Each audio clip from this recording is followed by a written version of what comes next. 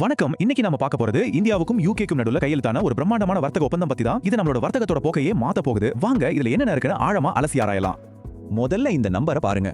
100ல இருந்து 120 billion dollar. ஆமாங்க, 2030க்குள்ள நம்ம ரெண்டு நாடுகளுக்கு இடையான வர்த்தகத்தை இரட்டிப்பாக்குறது தான் இந்த ஒப்பந்தத்தோட மிகப்பெரிய இலக்கு. இது உண்மையிலேயே ஒரு பெரிய விஷயம். இது ஏதோ ஒரு சாதாரண ஒப்பந்தம் கிடையாது. யோசிச்சு பாருங்க, இந்தியா ஒரு G7 நாடு கூட போடுற மிகப்பெரிய டீல் இது. அதே நேரத்துல பிரெக்சிட்க்கு அப்புறமா யூகே போடுற மிகப்பெரிய ஒப்பந்தமும் இதுதான். சோ இது ரெண்டு நாட்டுக்குமே ஒரு சரித்திர முக்கியத்துவம் வாய்ந்த தருணம். சரி, அப்போ இந்த வரலாற்று சிறப்புமிக்க கைக்குலுக்களுக்கு பின்னாடி என்ன இருக்கு? வாங்க இதனால முக்கிய பகுதியா பிரிச்சு ஒவ்வொன்றா பார்க்கலாம். முதல்ல இந்த ஒப்பந்தத்தோட பெரிய சித்திரம், அப்புறம் முக்கிய தொழில்களுக்கு என்ன லாபம், அதுக்கப்புறம் மக்கள் மற்றும் டெக்னாலஜி, கடைசியா எதிர்காலத்துல என்னென்ன கூட்டணிகள் உருவாக போகுதுன்னு பார்க்கலாம்.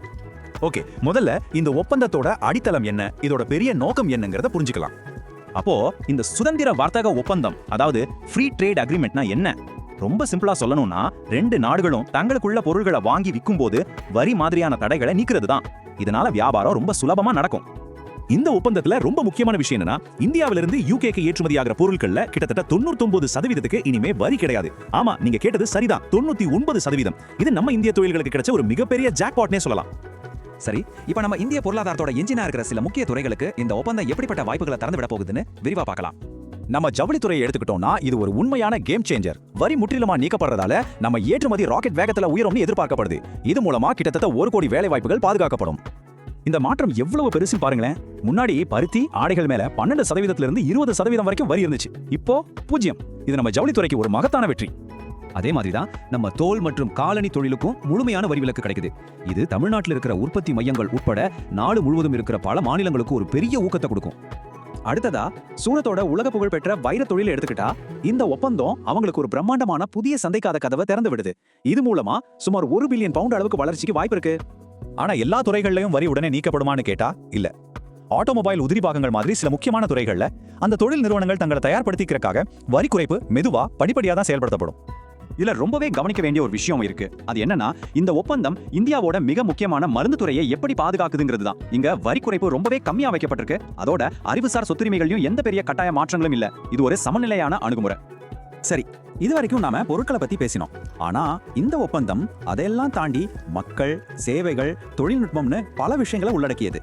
வாங்க அதை பத்தி பார்க்கலாம். இது திறமையான இந்தியர்களுக்கு ஒரு சூப்பரான செய்தி.